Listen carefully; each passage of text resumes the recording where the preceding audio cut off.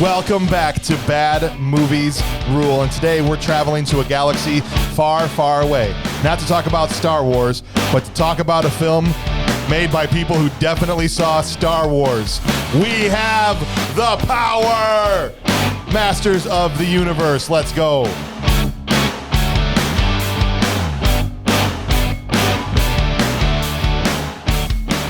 Good morning, guys. How are you today?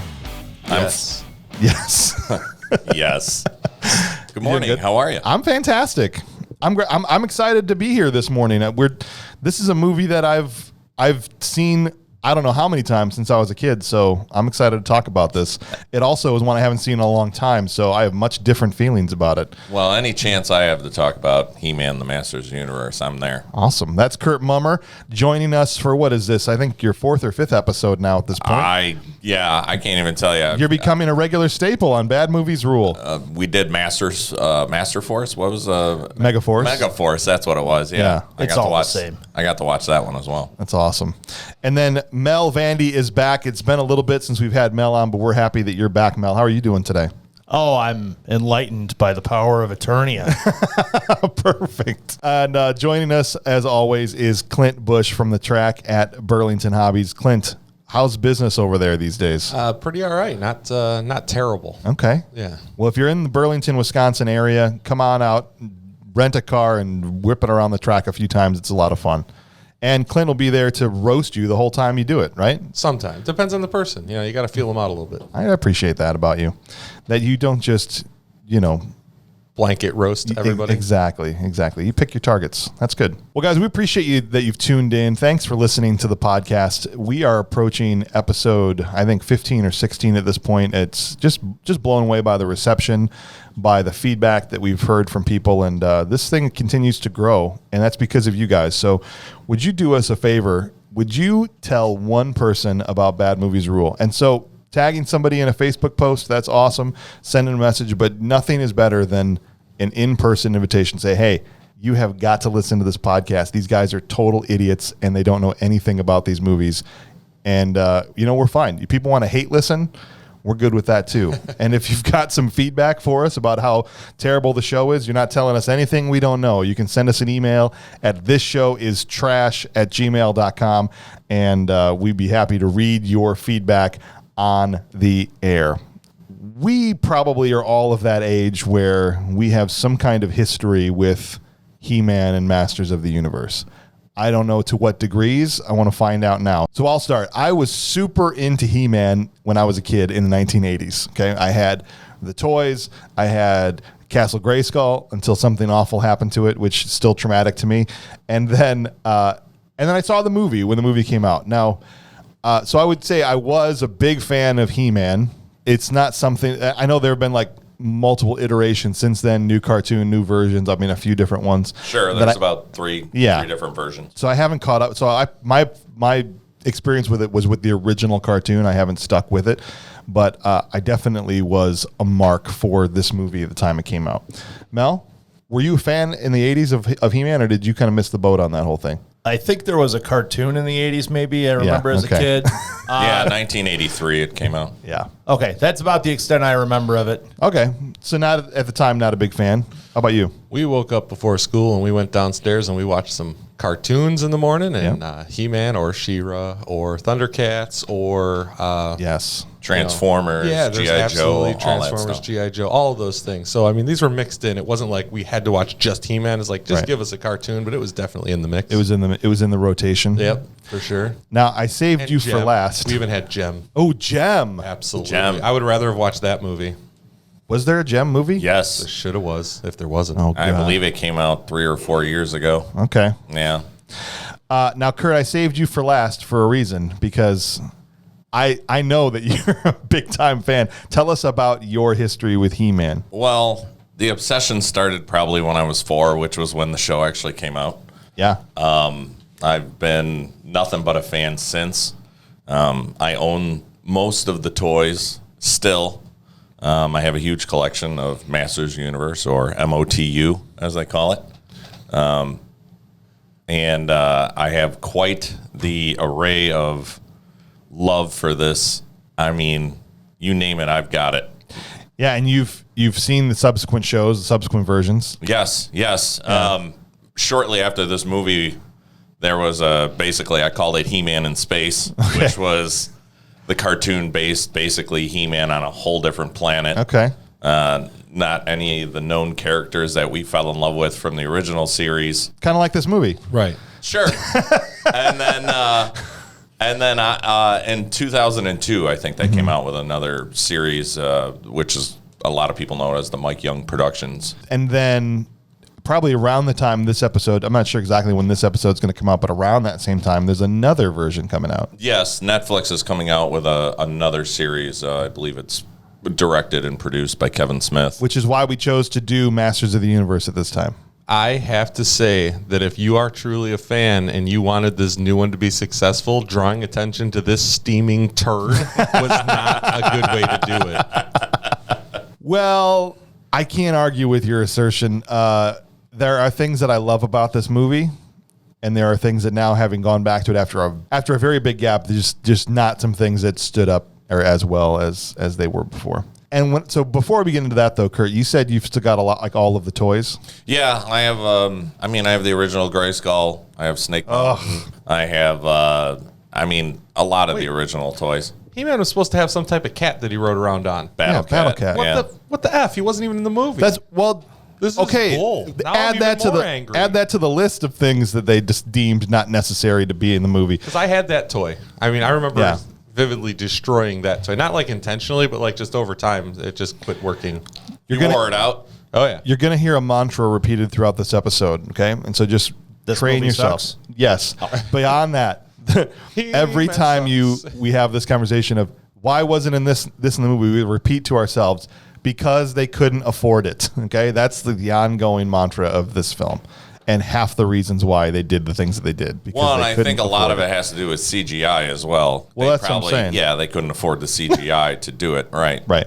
So you have the original Castle Grayskull. Correct. Yes. And when you said that, I immediately felt a stabbing pain in my heart because I have to hear this story.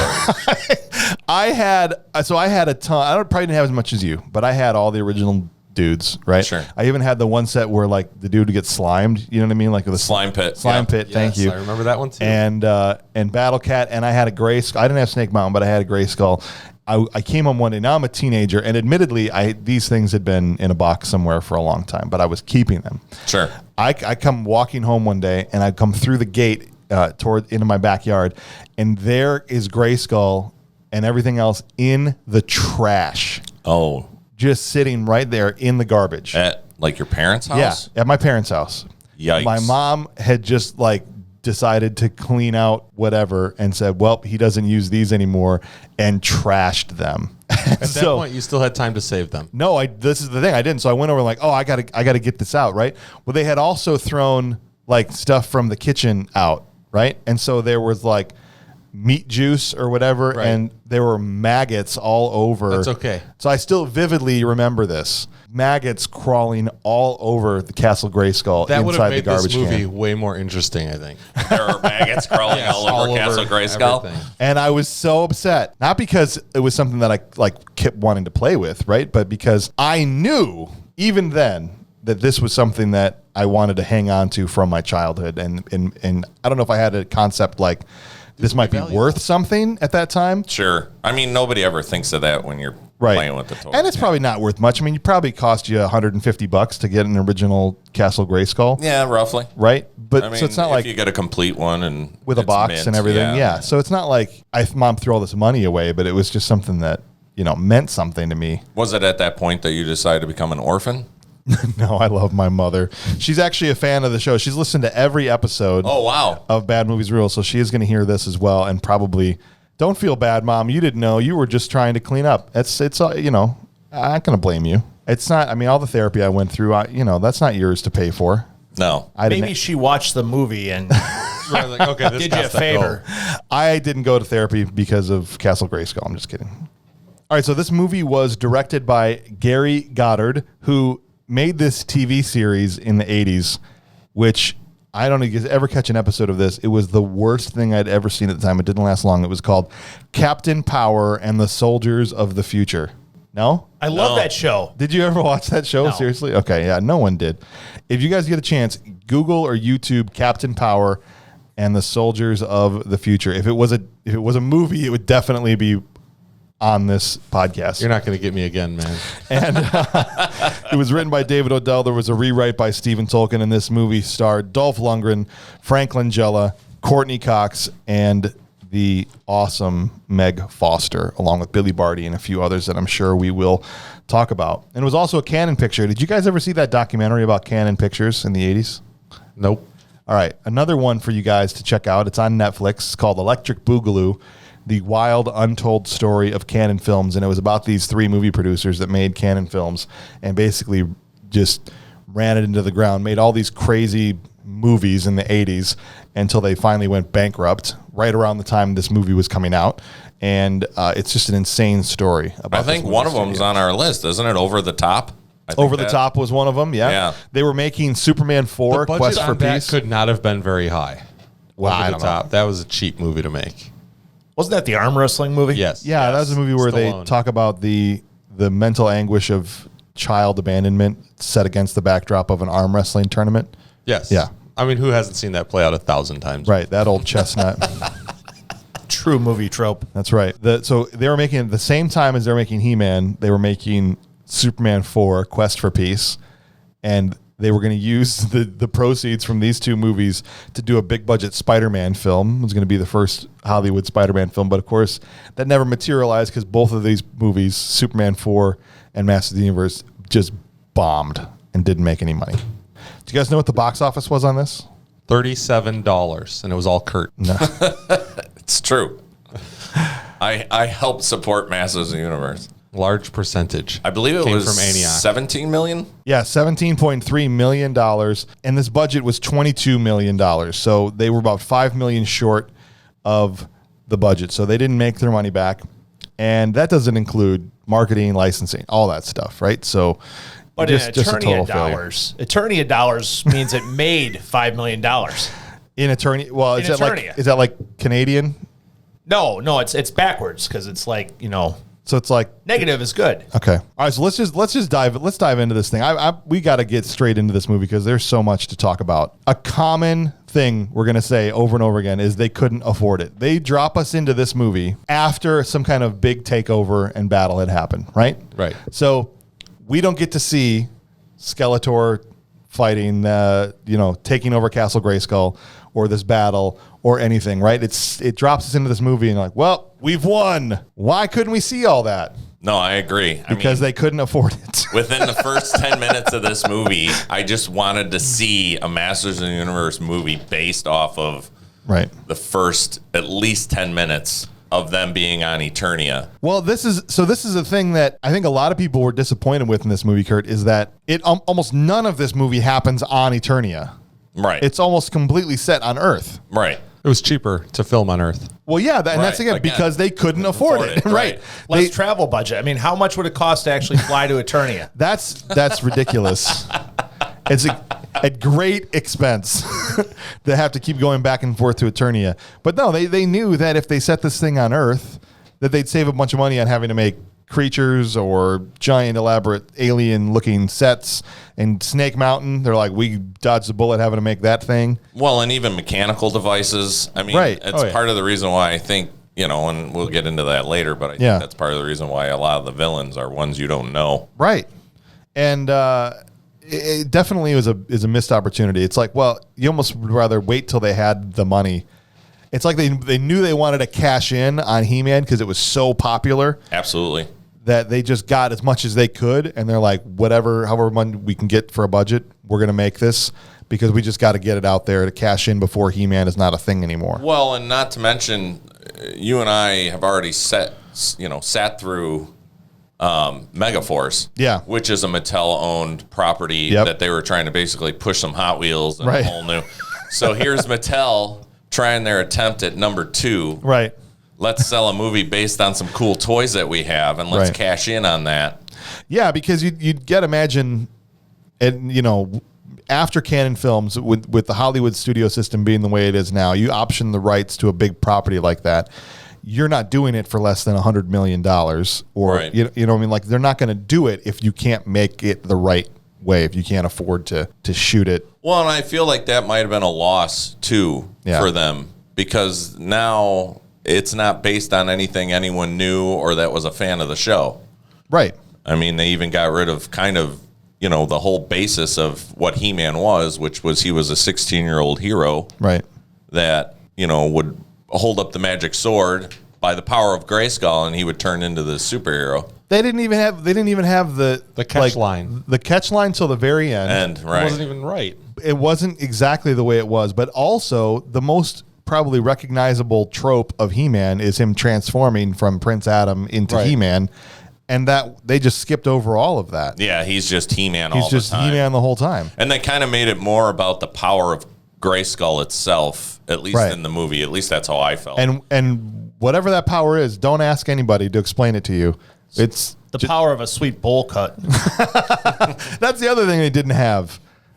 Dolph Lundgren just had like a mullet. I was like, "Where's He-Man's bowl cut?" yeah. Well, it was the 80s. The bowl cut's been so done. They're like, we can't compete with that Bush kid. Honestly. Oh, you? I was like, that Bush kid. Yeah. They already knew about you in Hollywood back in 1987. Who didn't? I figured the Bush kid was one of Yeah. those alien bounty hunters or mercenaries that were sent to Earth to take this guy out. They just Like keep. the David Bowie hair. Oh gosh, guy? David Bowie lizard. David Bowie lizard was my favorite of all the Skeletor flunkies. There's a dude with a tiny little lizard face and the huge David Bowie hair. Oh, Karg. Karg, yeah, Yeah. right. Now Kind of looked like the Michael, or not Michael, Jim Carrey's The Grinch. it's kind of he's David Bowie lizard. That's his name. Karg is not. I as good enjoyed of a name. that. I didn't realize. I had to kind of And he had this get like the wheels glowing. He had this stupid little like fluffy furry like Cape. half cape. Mm-hmm. Every time he runs around, it's just his hair and that stupid cape is bouncing. He looks ridiculous. Yeah, he was a troll of some sort, I'm guessing. Yeah, I don't know, but the reason they didn't have any money, I feel like, to do any of this other stuff is they spent all of their money on this one set for Eternia. When they're in Eternia, they're in three places. They're in the desert, which is, I don't know, in somebody's backyard in Nevada somewhere, or they're in Gwildor's house, which looks like a reused set from like Yoda's house in Star Wars, where it's just like a low ceiling, you know? Sure. And then there's the throne room in Grayskull, and that's it. Yeah. That's it. Other than the matte painting, like where it's like a painted background and they're projecting Skeletor, talking to Sure. all of Eternia, which is 4 people Right. Yeah. standing Yeah, they outside. couldn't cut to another scene. Of somewhere else on this entire planet Right. of Eternia. Right. A running theme you'll see in this movie is that no one exists anywhere. There's just like 12 people on the entire Well, planet. and it's like all of Eternia is just desert. Right. Yeah. Right. And so they spent all their money on the throne room. It was the biggest set ever constructed at the time. They had sound stages, those big sound stages where Yeah. they film, like 2 right next to each other. They tore a wall down so they could have basically 2 put together to build this huge set. Yes. They had to have spent almost all of their money on it. At least. I mean, and it's a great stage. It looked cool. Yeah, it looked awesome. I thought it was great. But you're in there for like 10 3 minutes scenes. total. Yeah. Right, the whole movie, 10 minutes. Yeah. And that's it. And then they're off to some Earth. of it, it's dark the whole time. Yeah. Well, that's because, we'll get into yeah, that. we'll get yeah, exactly. Couldn't afford the lights. They couldn't, Yeah. At that point, Can they we turn the lights on in here? already shut the lights off on them. They're like, yo, get the flashlights out. We got to finish this movie. Comment came out and was just like, That's right. sorry. Sorry, Eternia's closed. Can somebody run an extension cord over here so I can? We can power Eternia. Yeah. Fire up the old generator up. Oh my gosh. Yeah, so we're introduced to He-Man, and I guess now is as good time as ever to talk about what you guys thought of Dolph Lundgren as He-Man. Glistening. He was Yes, the very whole time. glistened. I mean, he looked great. No one can argue with that. I mean, he They looked. couldn't find a cut blonde-haired dude that spoke English. Well, that's Well, I think the problem is just that he was popular at that point. He was coming off of Rocky IV. Yeah. So that was in 1985, and this was 87. And so I'm assuming Does one movie, Rocky IV, make somebody popular? Rocky at that point in the mid 80s Yeah, was he like was. you got and the Hulkamania came out of a Rocky movie, right? They put Hulk Hogan in a Rocky movie, and then he was the biggest star in the world Absolutely. for a while. Yeah. Some say he still is. Well, I mean, he's the Babe Ruth of wrestling. That movie propelled him into stardom. And so the next movie, that was Rocky 3. Now you put Dolph Lundgren in here as Ivan Drago in Rocky 4. And it's not surprising. Now, he didn't become the star that Hulk Hogan did, but I'm not surprised that Canon Films was like, that's the guy to play He-Man. Unless, because it was him or what? You went and got Schwarzenegger. Yes. Right? We need him. Got to have him. Why do I feel like this movie? He does make every movie better, correct? He does. I don't think we cast him as He-Man, though. I think we cast him as the police officer. As Lubick? Yes. What if Arnold had played Gwildor? I can't fit in this house. We have the key. I have to fix the gravitonic tones now. Get out the back. Go. That'd be so good. I think Arnold could have made any one of these parts better. Arnold as Skeletor would have been incredible. I would have loved to have seen Schwarzenegger as Gwildor talking to that cow. Yeah. Moo. Which is Where did they find a wild cow? Yeah, thank you. There's just a wild cow in the forest. Yep. It was the 80s. There's no wild cows, right? I mean, I don't know. There's got to be. I mean, I don't know. I don't even know where they landed. I have right outside of Robbie's Chicken and Well, right, whatever. but is that in California? Is that out in Farmyard? Well, I don't know. I mean, they filmed it in California. I gotcha. I don't know if they ever say where it's like small town Well, that's USA. what I'm saying. So I have no idea. I mean, we live out here and we got plenty of cows, but I don't know that to just run around in the wild like that out in forests. They're not. Yeah. You're not going to ever walk through a forest and just stumble into a cow. Oh, hey. going through a national park. Yeah. Watch out for the cows. I thought He-Man was so he looked great. His biggest weakness, He-Man's biggest weakness is the English language in this movie, right? Sure. We're not going to harm you. And like, it was just like, Well, his accent was coming through. yeah, it was really hard. So here's my question. Do they actually speak English? On Eternia? Like on Eternia and everywhere? It did in the cartoon. Because here's the thing, they come to the U.S., obviously. They come to Earth. Yeah. Yet somehow they know what police are. There's like no questioning as to what anything is. They did not know that the food except for came from ribs. animals. They didn't understand ribs. They didn't understand ribs, but they know what policing is. They know, think about this. They talk about the archaic and simple times or this Right, a barbaric planet. this. So think about when we talk about like Mesopotamia and any of the simple civilizations. Yeah. We don't know all those concepts. Right. Now. So how do they know what policing is? How do they know what a restaurant is? No, I agree. TV magic. I think at one point Evelyn is interrogating Kevin, and he says, "I gave it to a police officer." Right. And they're No like, questions like, okay, what's all right, that? we'll go get him. Right. What's a police officer? Right. Yeah. No, that's a great point, and that happens all the time in these kind of movies where they just accept things at face value and don't put the work in. Give you a little fact. In the original series, so this is the original 83 cartoon series, King Randor is Prince Adam's dad. His mom is Queen Marlena, and she actually is from Earth. So He-Man is actually would know about Earth. Half Earth, yeah. In the cartoon. Correct. So none of that's established in this. I think they brought that a little bit into Duncan or Man-at-Arms. Yeah. Because if you remember, he was the one that was like, well, those are bones. Those are rib bones. Right. Like, I think he's I've been traveled doing that since to before you were Earth born. before, but I don't know that he knew. I don't know. Yeah. I still kind of have a weird... You're trying to give it the because he benefit. should have known other things too, like... And maybe he did, and maybe that's why they just assumed, like, okay, well, we already established that Man-at-Arms knows what Earth is, so we'll go ahead and just use him as the basis for, okay, this is how they know what a police officer is, and not that they went into depths with that, so I could see where it would be totally lost in translation, but... Yeah, no, it's okay. I think the movie has only so much time and money, and some of the things are just going to blow through and doesn't make any sense, and that's kind of why you end up with a movie that doesn't make a whole lot of sense. Well, and at the time this movie came out, I was 8, so you didn't to care. an 8-year-old, I didn't care. Right, I was just happy to see He-Man on the big screen. And this is being one of the first movies I got to see. Yeah, we didn't get out a whole lot, so. And one of the rules that Mattel had for this movie is that He-Man wasn't allowed to kill anybody. Yeah. right? And so they had to make enemies that were robots for him to kill. And so that's how you ended up with, and this is the first scene we meet He-Man, he's fighting these stormtroopers, which is what I've been calling them, because they're basically like Star Wars stormtroopers.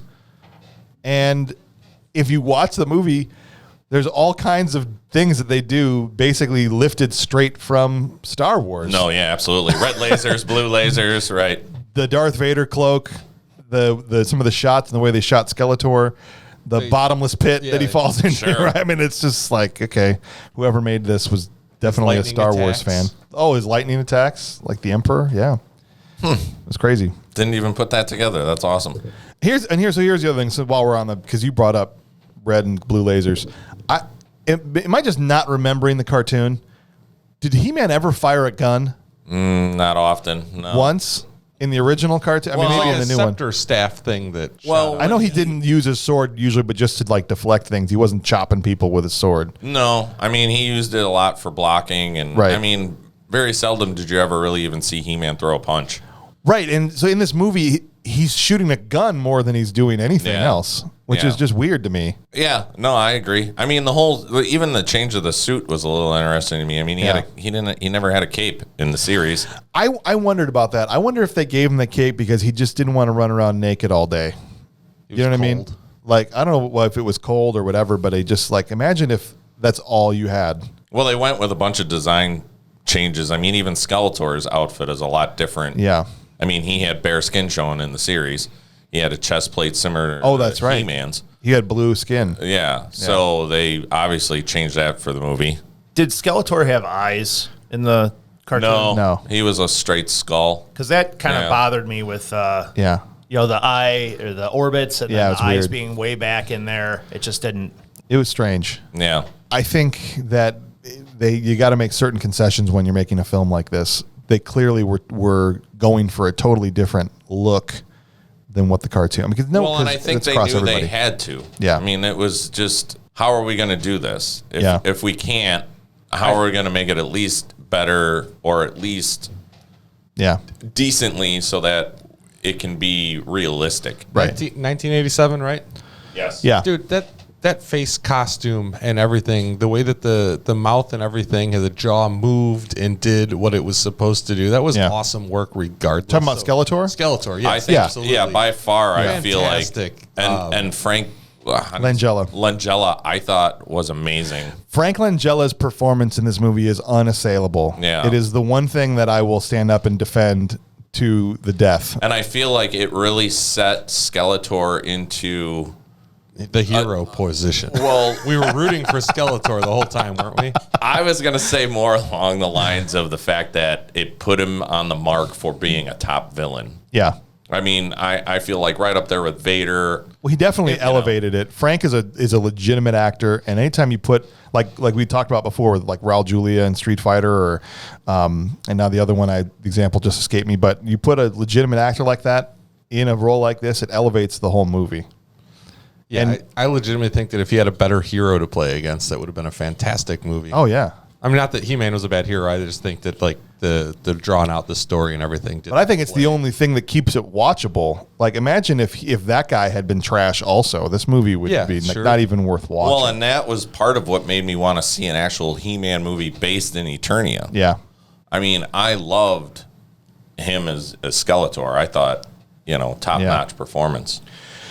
So we're introducing that same kind of scene. Like, we're also like, oh, here's Man-at-Arms, here's Tila, and then here's Gwildor, everybody's favorite character from the cartoon. Yeah. Wait. No, he wasn't. Well, and They couldn't just paint him blue and call him Orko? Well, they already said that because Orko from the series was a floating, trawling, being that, I guess. and magic and everything else. They're like, well, we can't really afford to do magical things, so let's just make him an inventor. Well, then they put this face on Billy Barty, and it looked like they'd like put it on too close to the lights or something. Like it was starting to melt down his face. Yeah. It was just terrible. The mouth didn't work. It was just like Garbage Pail Kids all over again. And there were some shots where you could see his mouth. At least it was his real eyes. Inside Gwildor's mouth. Yeah, especially when he's eating the ribs. It's like the double mouth, Yeah. and I'm like, oh, it's just bad all around. Kind of reminded me of the Leprechaun in the Hood movie. Yeah, like honestly, Grant was watching with us, and at one point he adds, like, is Gwildor Irish? It's like, I guess he kind of looks like a leprechaun. And then Man at Arms, and Teal, I guess they did what they could with their costumes. He kind of looks like Discount Master Chief, right, from Halo. And Tila, I guess it was fine. She had some sweet cord work going on in the back end, though. Yeah, totally unnecessary and no reason to be there at all other than, Definition. So they sneak into Castle Grayskull, and this is one of the funniest parts to me, is right after Gwildor is like, no, we can't go to Castle Grayskull. Well, what's over here? Oh, it's a secret passage to Castle Grayskull. And so they just walked there after he was like, let's use the key to get back into the castle. We can't. Right. They'll expect us. Right, and then they just walk in. Well, it's because if we use the key, they'll be able to key in on the frequencies, and they'll know what we're doing. Oh. But they won't see somebody opening the door. Right, no, because it was behind like a curtain thing. Right. And they no attention to this curtain behind the wall. They're trying to free the sorceress. And where is everybody when they walk in? I love the whole they're there. Then they cut to it like Skeletor call a meeting somewhere. Yep, that was happening. It was union break. Yep. Union break. Everybody take 5. Smoke if you got them. They just leave the sorceress there. Just by herself. You stay here. We'll be back in 10 minutes. I mean, it did set up a pretty good presence for Skeletor to walk in. Oh, yeah. Oh, he gets to make an entrance that way. Yeah, exactly. And this kind of introduces us to the MacGuffin of the movie, which is this cosmic key, right? This is the thing that they're chasing throughout the whole the movie. Japanese synthesizer. Yes. They use this thing to open portals, but also it can open cages too, right? I mean, it's not really clearly defined exactly what it does, but they initially use it to try and open a hole in the force field around the sorceress. What was it? It was a key that could open any lock or any door or something like that. Well, you had to find the right frequency. Yeah. That was the... Oh, it's not a frequency. I typed this down because this was the exact words, and I love made up mumbo jumbo more than anybody. It's a movie trope. It is. Made up sci-fi mumbo jumbo. He goes, we must complete the gravitonic tones. The gravitonic tones. It's just made up words. Yes. Oh. What is that? The gravitonic tones. Oh, there you go. Don't open a portal to Eternia while we're in here. We're going to get sucked in. He's just hitting buttons randomly on that thing, right? Sure. I mean, it looks so ridiculous. We have to find the gravitonic tones. Smash, smash, smash, smash. All of his fingers on all of the buttons. Yeah, he's smashing it harder than I do when I play Mortal Kombat. And what's funny is even Eva Lynn says later, right? Like, we have to track them. He appeared to be hitting the buttons at random. Like, that's why we can't. Like, so even the movie. Well, I think at that point, they're just trying to get out of there, and they did. Just like, okay, let's see you. Bye. Yeah. And that's how they ended up on Earth. Yeah, but the problem is even later when they're trying to go specific places, he's still just hitting buttons at random. Oh, absolutely. Yeah. Couldn't even play Stairway. No. And so they go to Earth. Sign in the music shop that he wasn't allowed to. Right. They take this portal to Earth. They had to get out of Eternia. They couldn't afford it. Because they couldn't afford it. So they end up going to Earth and dropping in right besides Robbie's chicken place, where we are introduced to Courtney Cox. She essentially takes over this movie. There's more time in this movie spent on Courtney and her boyfriend than on He-Man. And it's a He-Man movie. No, it's Masters of the Universe. Maybe they were the Masters of the Universe. I think the moral of this movie is that we find out that we were the Masters of the Universe all along. But in a flippin' He-Man movie, how much time do you think... They just spend all this time going, we got to get these teenagers in this movie so teenagers will also like the movie. Like, no, this movie is for 4-year-old boys and 40-year-old men, and that's it. Maybe that's all the Dolph Lundgren oil they could afford. Because they're trying to relate to teenagers and throw this subplot in, and like all the stuff with her and her dead parents that died in a plane crash. Like, way too much time is devoted to this. Well, and I got to tell you, that was probably one of the funniest parts for me. Yeah. Because the moment... When they died in a plane crash? No, not that part exactly. But the fact that she's... What an idiot. She goes... they're standing at the gravestones. Yeah. And she's basically like, mourning. Yeah. And he's like, I feel really bad, but here's a guilt trip for you. Yes. And she just goes, well, I told them that I was going to study with you, or... Right. I know, right? Like, Well, thanks a lot, babe. I really appreciate you just throwing me under the bus like that right there. And then he's like, it's not your fault kind of thing. But I just. Yeah, and I have so many questions about, like, they were going to go to the beach. And she's like, no, I want to study. So they got on an airplane and went somewhere? Well, yeah, I think they had a house in, like, Florida or California. I think that's what the premise was. But then... So she's rich? That's what I'm guessing. And then later on, you find out that they were only going to go for the day. Right. So were they just going to fly back? But then he has the keys. He flies his own plane. So he's a pilot. The dad's a pilot. That's what you find out at the end. So he was going to fly to some... beach somewhere. The point is, we shouldn't be spending this much time about this subplot in a He-Man movie. I agree with you. Just all I want is He-Man fighting Skeletor with a sword. Some baddies and some goodies. Yeah, that's it, right? No, I agree. It's ridiculous. So we spent this much time on it. I mean, they pretty much pulled out the NTSB report on the crash. What's that? That's the like official record of the plane crash. You know, she describes everything about it. Maybe she had something to do with it. Maybe she did. I mean, she said she's responsible. That's right. She's master of her own universe. She was just admitting guilt. So we have, let's get back to the movie here. The guys are in the woods outside of Robbie's Chicken. I don't even know what the name of or ribs. It was Robbie's Stealing Ribs. some ribs, yeah. While people are making out And- in a Mustang. I've been doing that since before you were born. That's right. Gwildor shows That off was his a pretty good line. Gwildor shows off his impeccable aim with a grappling gun and yoinks some. But before that, He's got the one good eye. before that, one of the funniest and stupidest things that happens in this movie is all three of them are like, all right, let's split up. We got different sectors to search. Let's sync our personal locators. They sync them up.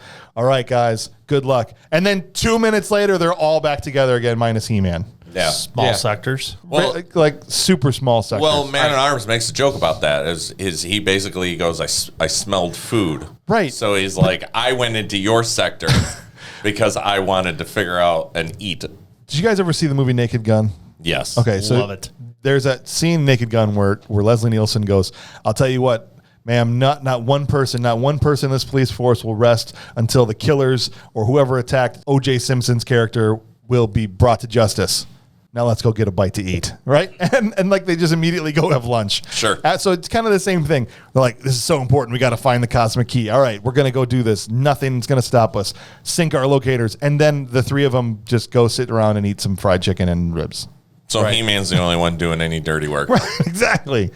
And apparently everybody on Eternia is a vegan. Well, Everyone but Man-at-Arms, because he Right. was the one that Yeah. knows about ribs. But they didn't enjoys even, eating ribs. culturally speaking, she just didn't even realize this was something people did. So it's got to be pretty prevalent, Right. would be my guess. Maybe Soylent. Soylent Green is people. I mean, we don't know what they eat there. No, that's true. It's true. I'm not from there. You imagine if it cut back to Attorney at one point and Charlie Heston just came into the screen. You ever like the old SNL bit with Phil Hartman? Soylent Green is people. I would have died. They would never have done that though. In the original series, during the cartoon, they always had some sort of meat. I mean, there was always, for Thanksgiving and Christmas. I mean, that's one of my favorite movies is the Christmas movie. Look, everybody in this movie is a moron. I think that's the thing I've realized watching this. everybody in the theater watching this also a Yeah. moron. They find the cosmic key in the cemetery as they were sitting there, like you talked about, right? Yeah. And they're sitting here staring at a smoking crater in the ground in this thing that no one on Earth has ever laid their eyes on before, right? And the guy, oh my gosh, look, this thing fell from the sky. It must be a Japanese synthesizer. Right. They have been known to fall from the sky. You hear Yamaha. What? This is what he pulls this thing out of a crater and he assumes it's a musical instrument from Japan. And he's just like, they're smoking hot right now. And I was like, oh, I get the pun. That's funny. It's so stupid. Let's push buttons on this. No pun intended. That's the key to bringing Skeletor and everybody to Earth. So The key was that they had to make sure a moron found the synthesizer. so that they would constantly keep activating it, so that Skeletor could pick up the harmonic tones, Right. so that The gravitonic tones. Excuse me, and then their sweet GPS. That their Google Maps image that's just squares down to the exact location of the high school. That's what I thought of immediately when I saw that too. I was like, oh, they've got Google Maps on Eternia way before we had it on Earth. Yeah. It's impressive. So they take the synthesizer or the cosmic key to the high school gym to do a sound check. I'm assuming there's something happening that night, a concert, a dance. Yeah, I think something. It was established that the boyfriend goes to different clubs and plays music. So I'm guessing he was going to be the band that was playing at some dance. Yeah, because they were real hot last night. Going to be even better tonight. Yeah. This was the first time I started to realize that there's no other people in this movie. There's a janitor. There's one janitor extra total. He's doing a sound check by himself. There's no other band members there doing the sound check. There's the janitor. And as you'll see, as we'll go through this movie, they could not afford any extras. They used all their extras in the scene where the cops are wheeling them out, like after the fire. Maybe they had the extras, but they all walked off when they realized what a piece of crap this movie was. It's possible. Yeah, they're all the stormtroopers. They just blew the whole budget on the stormtroopers and the cops. And after that, they couldn't afford any more extras. No one lives in this town. Yeah. Or Eternia. Spaceships flying down the street.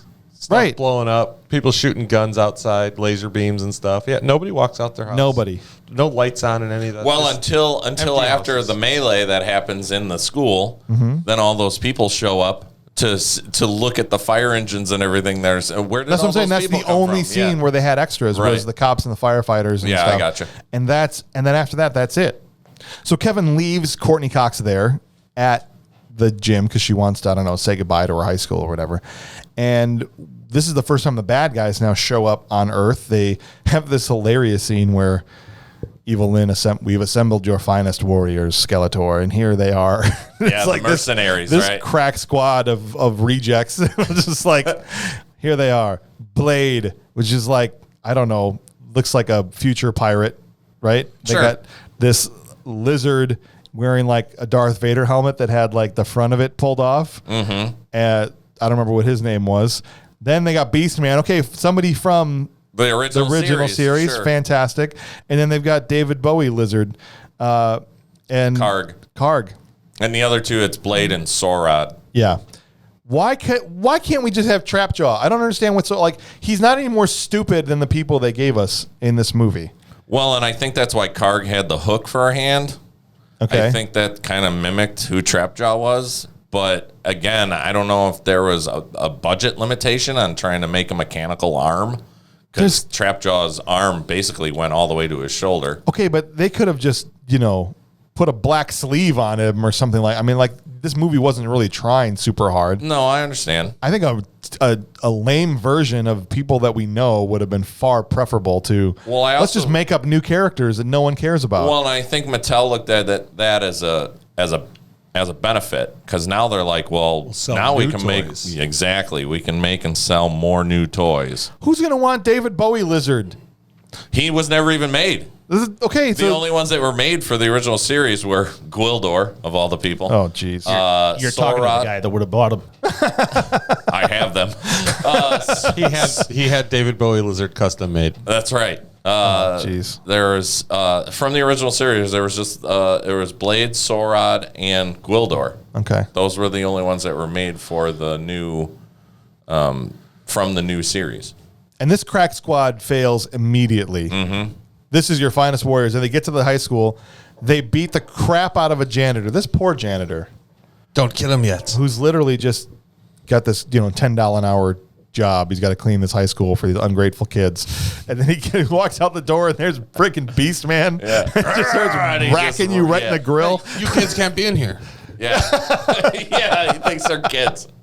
He just this is the only person in the movie Beastman beats in a fight is the high school janitor. Yep. That's it. They walk out and then they immediately fail. This is his 4 best warriors and they can't get their hands on a high school girl. Who is also funny because Karg is like, don't kill her. And then immediately they try and kill her like 5 different times. Right. Yet somehow they took over Eternia. Right. Thank you. Thank you for putting 2 and 2 together. They took over Castle Grayskull with He-Man on Eternia, but these guys can't get Courtney Cox to cooperate. Well, Skeletor's not there. They don't prevail till Skeletor shows up later in the movie. And even then, Skeletor does nothing but ride around on a parade float. That's true. Right? Right? I can't argue there. It just raises and lowers. That's all it does. It doesn't really fly. He never even gets up. He's seated the entire time. So Courtney Cox runs into so she runs down the street and the entire time grabbing the fence as she runs by. Right. Help me! Help me! Go faster. Somebody! Let go of the fence. She's just like doing just run. this. Just run. And she runs into He-Man, who she doesn't seem. Oh, she maybe for a second is concerned that this might be a bad guy. This giant 6'5" Swedish guy in a loincloth. And then Don't worry, I'm here to help you. That's right. Then just embraces him, and he like picks her up and just carries her away. And there's like not concerned at all about this. Gives her his cape and her pistol. Here, protect yourself. Oh my gosh. And then basically proceeds to just clap all these fools in like 2 minutes. Yeah. Just destroys all. We're of them. outnumbered. Right. Then he goes back and says we were outnumbered. Yeah, that was pretty comedic. So none of these guys can fight, are effective in using whatever powers or abilities they have, can coordinate with each other. These are his best troops. Best of the best. Best of the best. Well, and Skeletor's couldn't take over a 7-Eleven, let alone Castle Grayskull. Or Skeletor, sorry, because about 9 times in this movie they call him Skeletor. Skeletor? I'm like, is it Skeletor or Skeletor? It's always been Skeletor. As far as I know, I'm concerned. but Man at Arms says Skeletor. Gwildor says Skeletor at one point. Well, that's what you get for hiring nobodies. I know, Don't even know the history or the lore. honestly. And then bald 80s cop, the 80s cop that's a 80s cop in every 80s movie shows up. Yes. James Tolkien. He is awesome, by the way. he's great. He's the same character in every movie he's in. Yes, Yeah. Top Gun. Yes. Back to the Future. Masters of the Universe. He is the same guy. And this is a bit of a movie trope. Is they want to inject a police officer into the story, right?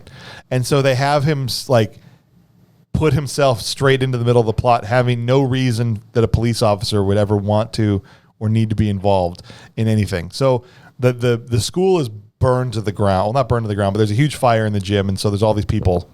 And Kevin, all this guy does is show up. And be concerned with my girlfriend might be in there. Yeah, and now the cop's like, dude, you have something to do with it. And like follows him everywhere, right? Right. Yeah. Which a cop would never do. And Yeah, he this is takes my him to instrument. Courtney No, I don't Cox's believe house. Right. It's like just police procedure in movies. This is the trope I'm talking about. Just often goes out the window to service the plot. What do we need this cop to do for the plot? We need him to be suspicious even though he's no evidence of anything. We need him to follow these guys around even though they would never do that. It's just that kind of stuff drives me crazy. Yeah, we're going to your girlfriend's house right now. Why? See if she's there. Right. And then when they're there and he starts, what is this thing? It's a synthesizer. He starts pushing and he's laughing. And then out of nowhere, he just goes, I don't think this is a synthesizer. Like, what? Why would you know that?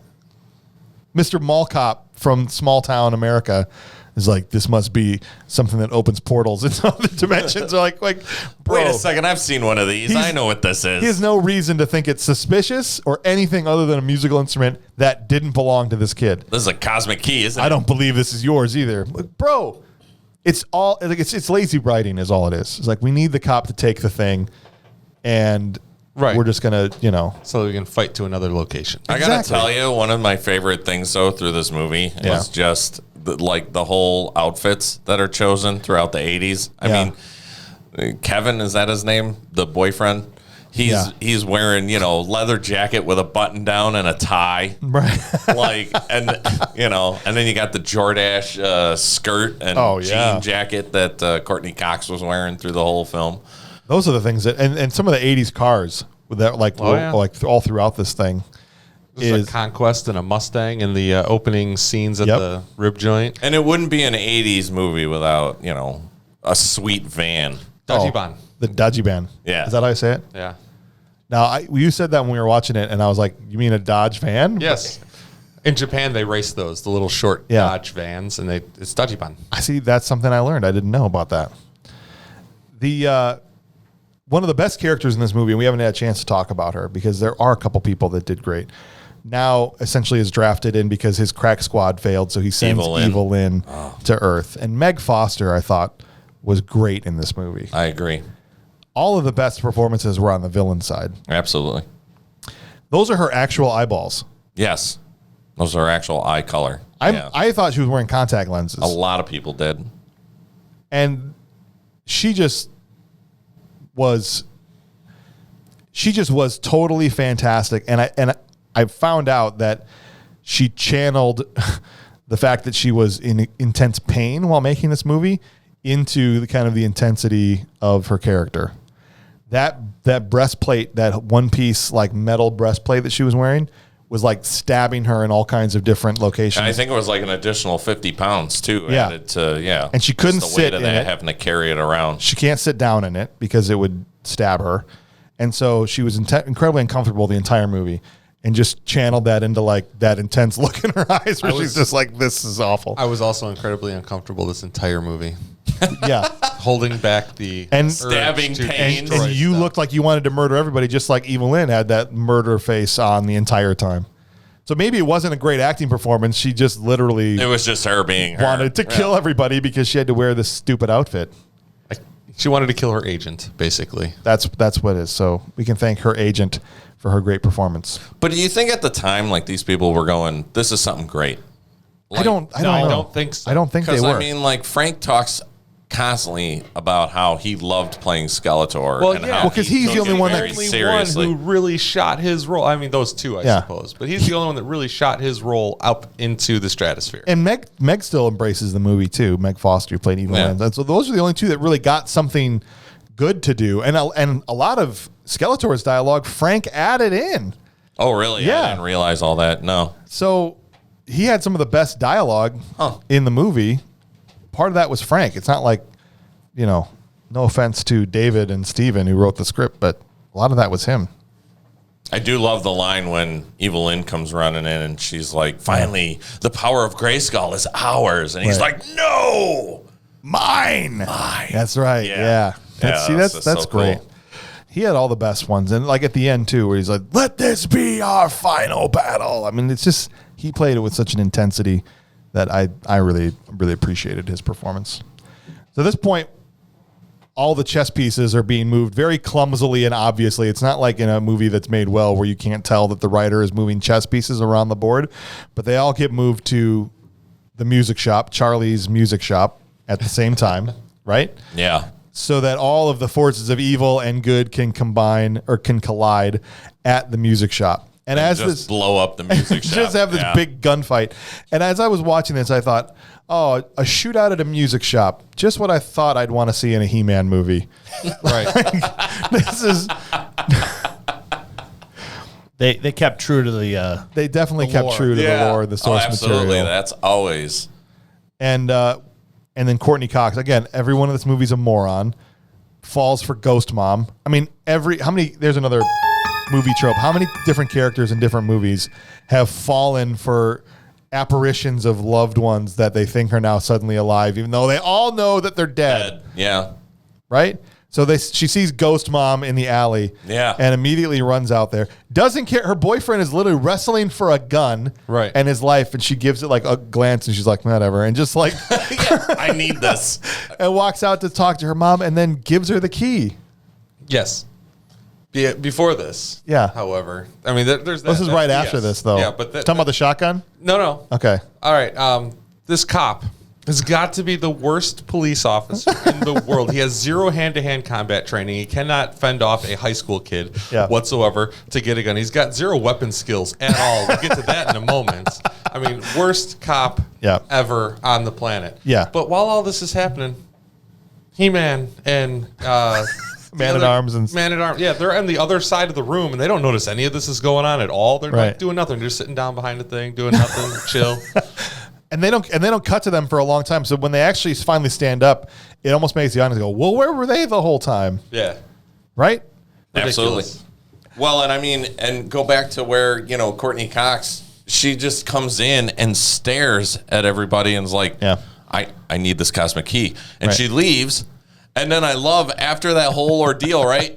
And she finally wakes up and is like, no. go, Yeah, right. She runs back in, and they're like, that woman took the cosmic key. I know And you're she like, does. Wait, No, That's you not what happened. handed it to her.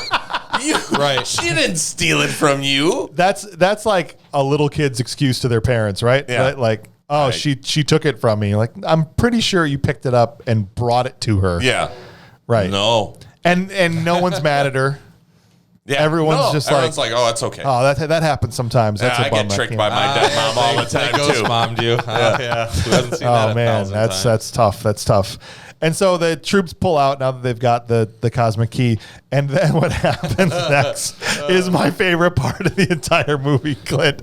The guy goes and he gets a shotgun from under the counter, right? And what does he do when he first pulls it out? He picks the thing up and he racks it first, which, okay, let's make sure this thing's loaded. He just racks around into it. Yeah. He walks out the front door, hides behind the car, and he racks it again. That's You right. can actually see it eject around that he hadn't shot the thing yet. He just Yeah. like, okay, here we go. Did you see that, Mel? He racked the shotgun twice before he didn't actually rack it twice. He ends up racking it 4 times before he ever fires a shot. But then when he shoots it twice in a row without reloading it in the middle. I knew. Well, there was a scene where I think it's more closer to the end where he shot it like 7 times in a row. That's where he first shoots That's what I'm it. saying. Oh, okay. He never fires it until that point. Yeah. But the first 2 times he fires it, he doesn't rack it in between. But then he like racks it for each subsequent round after that. But Yeah. I knew you would love this. He racks it so he racks it in the shop, walks outside again, doesn't actually get to fire because they blow the car up. Right. Then he never uses it. Rolls up on them later when they've got the makeshift thing they're trying with the piano trying to get back. Racks it again and points it at him. Then they all get sucked into Eternia and they're about to be in this gunfight. He's like, no one takes pot shots at me. Racks it a 4th time and then starts firing.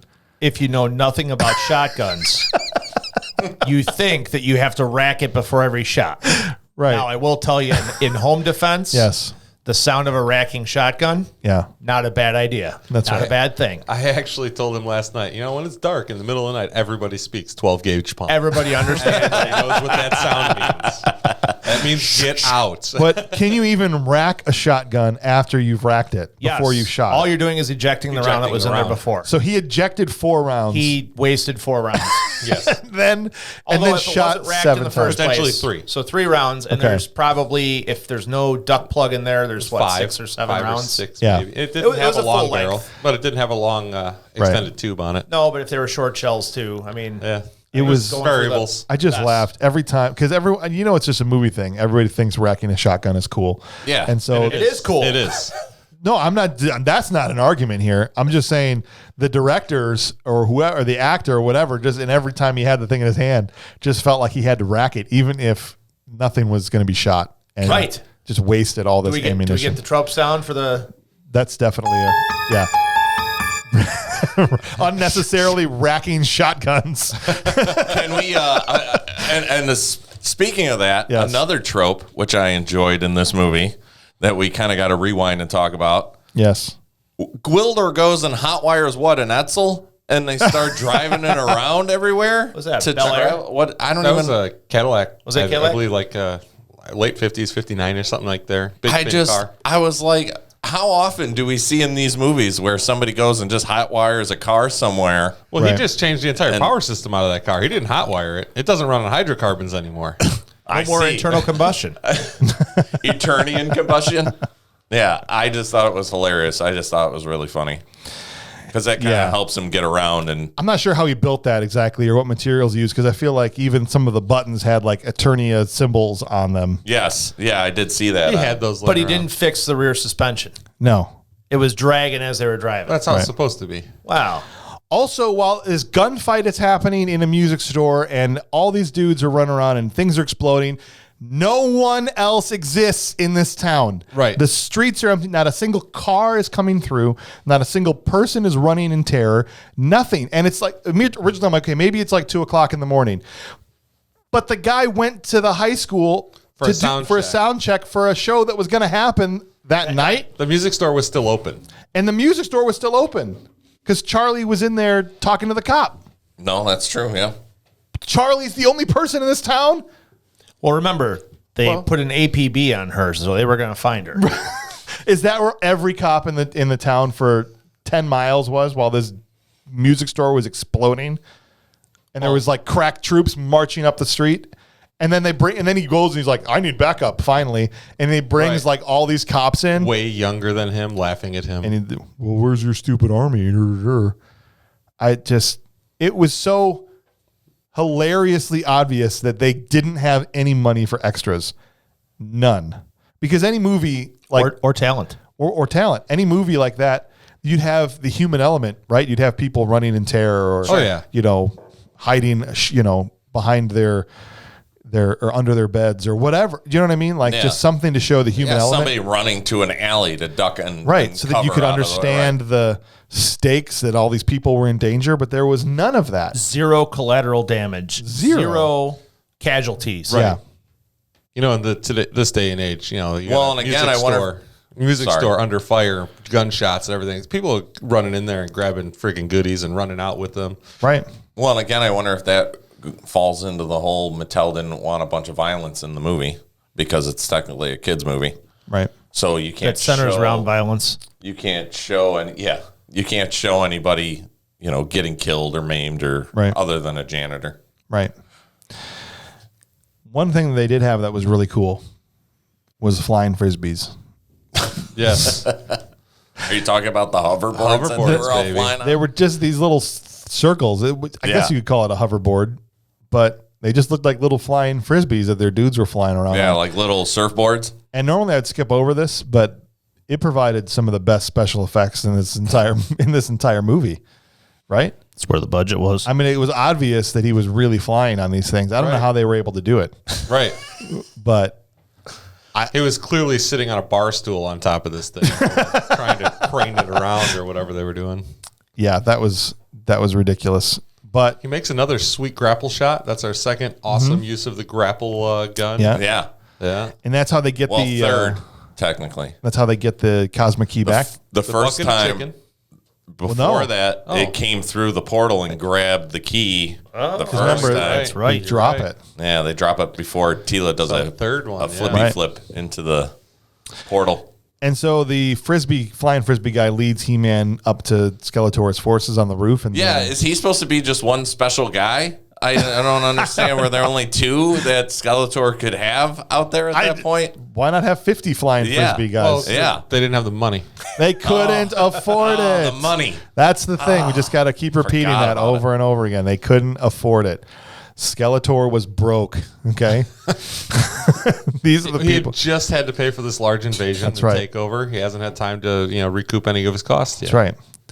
But he does use his awesome purple lightning to fry Courtney Cox's leg. Yes. When she tries to stop That He-Man. is a pretty gooey wound. That was disgusting.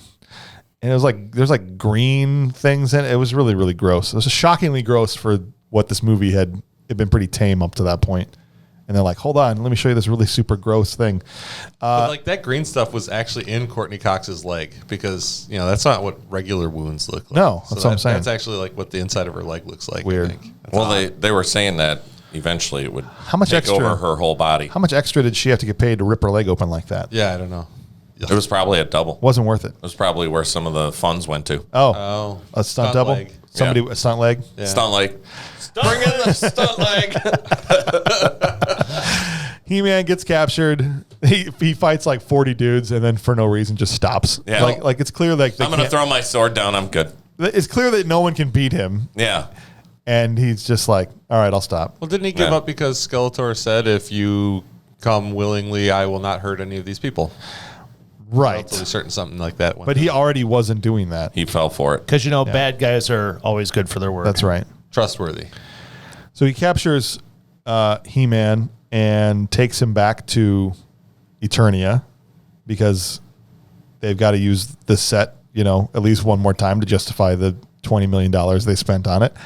And we get back there and Skeletor gets the power, Oh, yeah. whatever it is. Well, this is the thing that really bothered me. So, but unless you know the lore, you don't know that from the comic books, He-Man's sword is a key. It's actually how you obtain the power of Grayskull. Right. Right. So But they don't establish that. right, exactly. That's what I'm saying. So then all of a sudden, Skeletor's like, "All right, I finally got your sword," and they show like 2 seconds of them putting it into the Lock next, machine. the lock machine next to Sorceress's, throne. And then all of a sudden that opens up the whole back side of it, and then the power comes into Skeletor, and then he becomes God ultimate power Skeletor. of Yeah, the universe. Exactly. So I think even if you had just again, I wanted a Masters of the Universe movie where it was based solely on Eternia. I would have accepted that. That would have been so awesome to see that huge battle where Skeletor finally obtains the He-Man's sword, Right. and opens it up and becomes God Skeletor. I think it would have been awesome.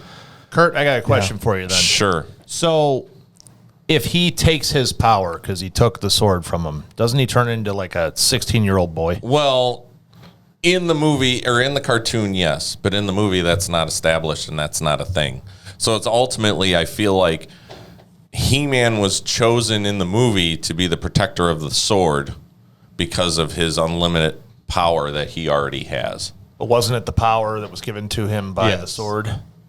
But you're being too literal with the lore. Yeah, if you're going to stay in the cartoon, yes, but not in the movie. Oh. He was All right. already just a strong being that was chosen by the sorceress to protect the key of Grayskull.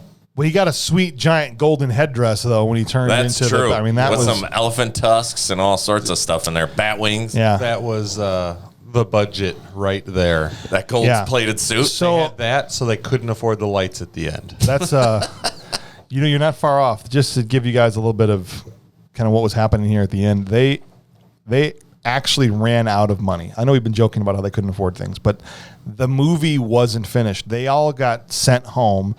They had already gone $7 million over their budget. Okay. And the movie was shut down without the final fight being filmed. The movie was not completed. Did they realize that they didn't have to purchase the chicken shop?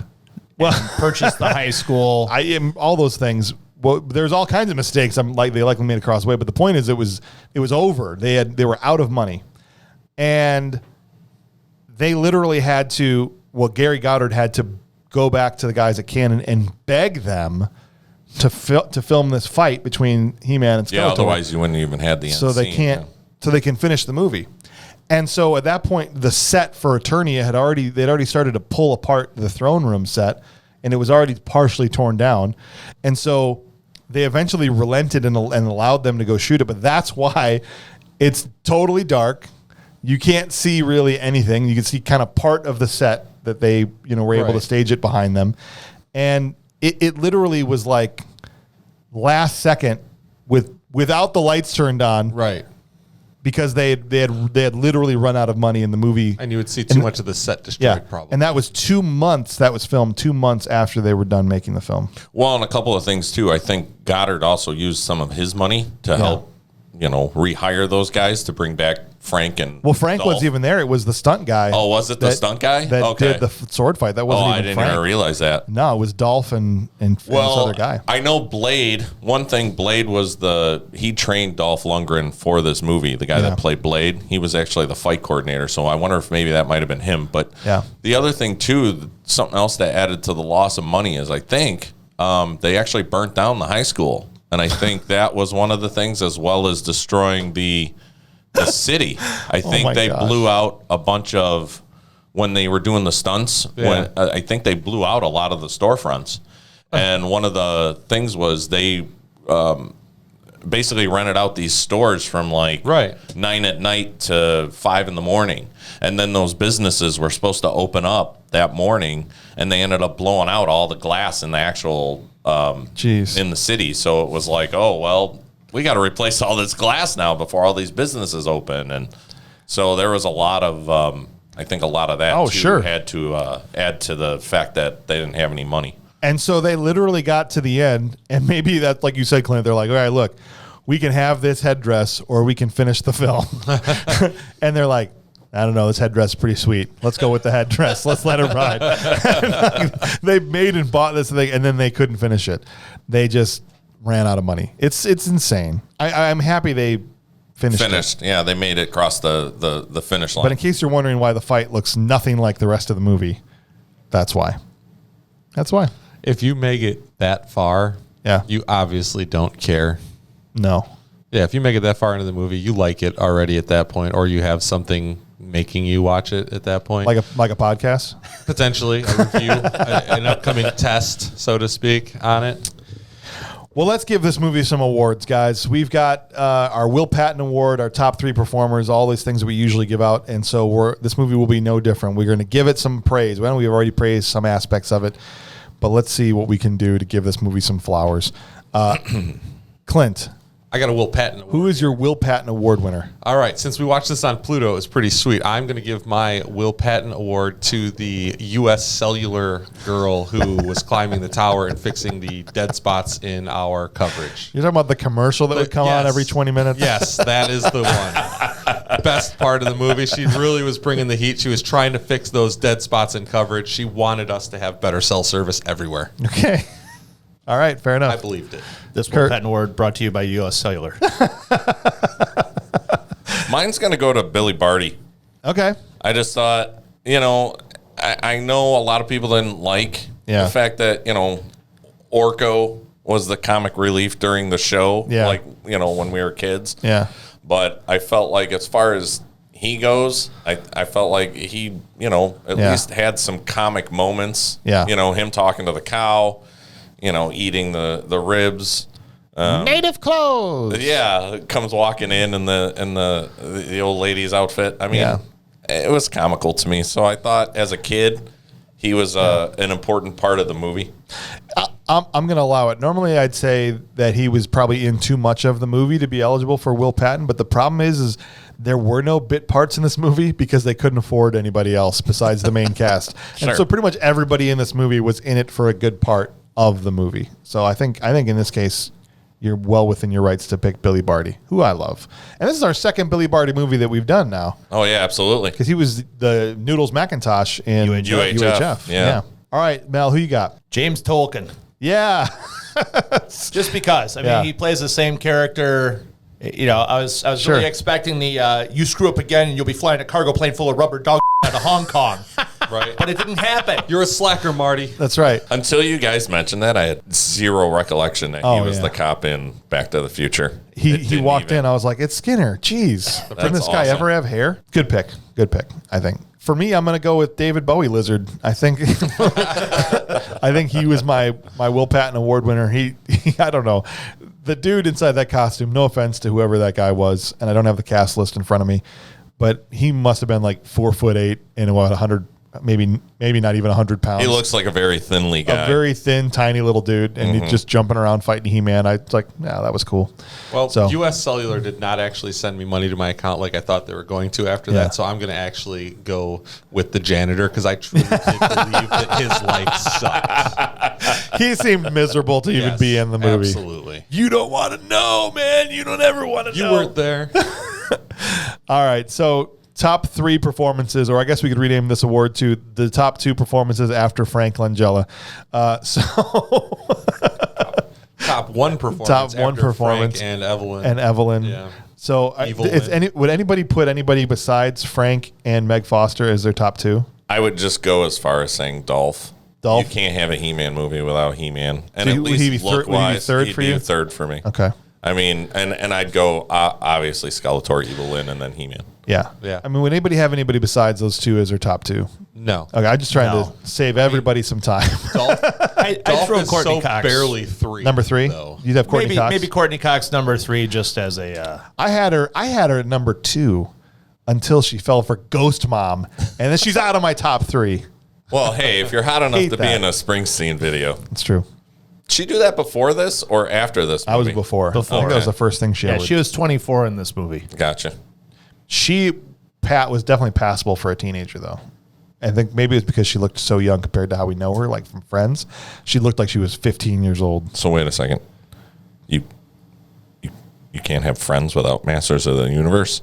Is that what you're telling me right now? Friends might have happened without Masters. I don't know. This didn't propel her into anything. I'm just saying. I'm amazed that her and Dolph still had careers after this movie, let alone That's what I'm saying. say they were propelled into it by Masters. What did Dolph do after this? Was it Punisher? No, he went straight into like low budget. This kind of relegated him to straight to DVD for a while. He did like Punisher in '89. He did I Come in Peace, Red Scorpion. Red Scorpion. Yeah, Wow. all that kind of I stuff. forgot about that one. Yeah, Are we doing that one on here? it should be on the list. Not if it's Kurt's suggestion. Oh, geez. Here we go. No, Red Scorpion would be a Bob Hauser special. Speaking of Bob Hauser, we should see what he thought of this movie. Should we call Bob? Bob was supposed to join us today on the podcast, but his son got sick, and so he was unable to. Let's see if he'll pick up the being phone. one of the biggest Dolph Lundgren fans, I would love to hear what Bob thought of this movie. Hello. Hey, Bob, you're on the air with Bad Movies Rule. How you doing, brother? Doing good, man. How you guys doing? We're doing awesome. Hey, what'd you think of Masters of the Universe? What did I think of Masters of the Universe? Yeah, did you watch it? Yeah, I've seen it like 5 billion times. Of course I've watched it. Whoa, so you're a fan of it then? You've watched it that many times. Yes, sadly enough, I could say I am a fan of it. Okay, what do you like about it? Hold on one second. This is what happens when you have children. I'm going to go upstairs. Go upstairs. I'm talking to your uncle. Go upstairs. I think he Get off the has. gazebo I think he has the power. by the Good power of parenthood. God, man. That's all right. They weren't bothering us at all. What are you talking to? What are you talking to? None of your bleepity bleep business. Get out of here. I haven't seen you all flipping morning. I have the phone rings, and all of a sudden you're like, what are you doing? None of your business. So you really like this movie, or what? God, man. Yeah, no. I thought the movie was fun. Obviously, it's there's a lot of things about it that, when I first saw it, I loved it. And then when I saw it as an adult, I still enjoyed it. It was not true to the cartoon by any means. Yeah. Yeah, we definitely touched that quite a few times. Yeah, it was not. Yeah, that was not true to the cartoon. So I would like to see another live action movie that's based solely on the cartoon and the action figures, not just. I don't know who the company it was for, but they made a live action He-Man Skeletor commercial where they did the Dirty Dancing routine. Oh, that was great. And that was better than this movie. Yes. Yeah. And probably There's some cost moments less. in the movie. One of the great things I do like about this movie is Dolph Lundgren's close-up shots of his chest. They do frame it. They frame his chest while he's swinging the sword. They just close I up think on there his was chest. a moment where Courtney Cox almost swallowed his nipple. When she's holding him, don't be afraid, I won't hurt you. What are you running from? Yes, I'm trying to get away from you now because you're choking me. Let me carry you. That's right. He just carries her off, and she doesn't care. Would you? One of the biggest You'd let him disappointments carry for me, Yeah. one of the coolest scenes, and it was such a great build-up and such a lackluster scene, is when Beastman and David Bowie's goofy white-haired cousin are trying to capture Courtney Cox's character, so they're tearing down the school. Yep. Yes. And it's such a great scene and a good build-up, music's great, everything. And when she finally gets to He-Man, he's like, "Oh, I'll take care of it." And you're like, "Sweet, yes, we're going to see some. What the heck did I just watch?" Yeah. So What a classic case of 80s. Let's throw him into boxes.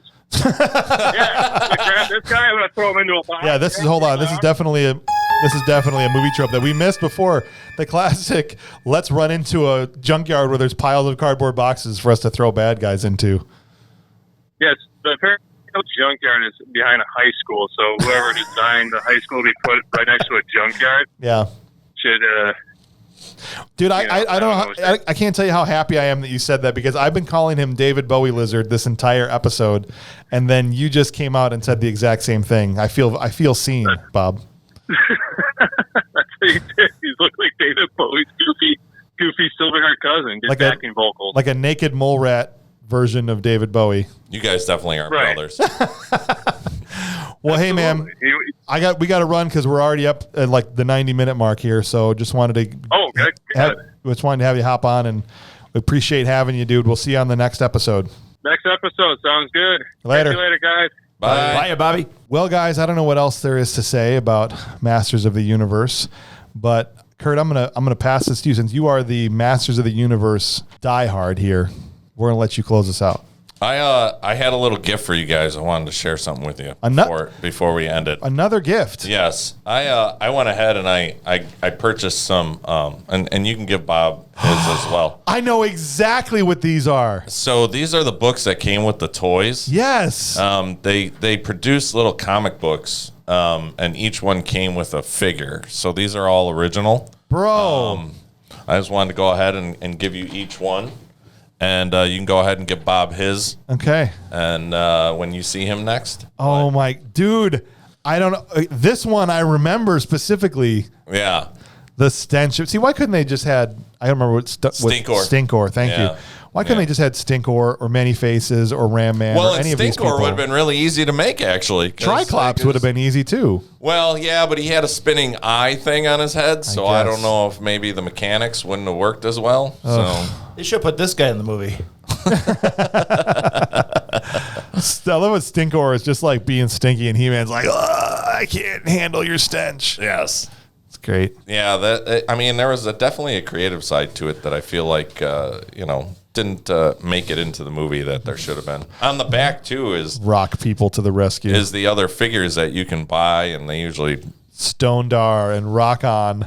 It was Rock On. Rock On, baby.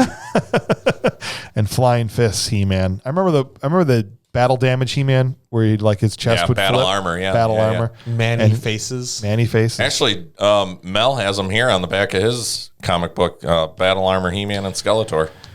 Well, sadly, we'll have to wait. Maybe someday there'll be a He-Man movie that features Manny Faces and Triclops and Trapjaw and Ram Man. The best toy, by the way, out of the bunch. I used to like playing with Ram Man the most out of anybody. I still have my original.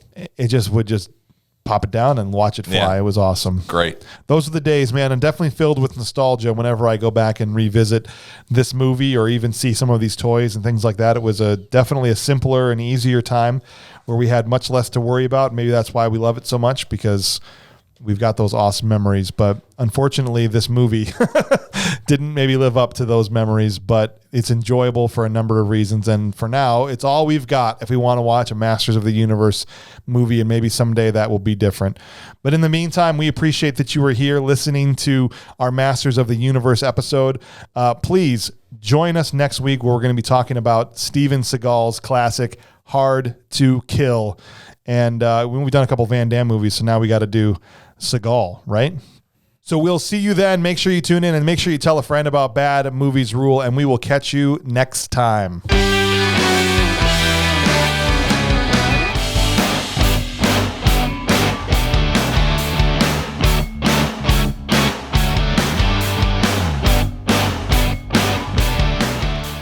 You know, now that I'm looking at Skeletor's outfit, I don't think Frank Langella was ripped enough to have his, like, imagine if there was like Dolph Lundgren with his pecs out and then Frank had the same kind of outfit. Yeah, no.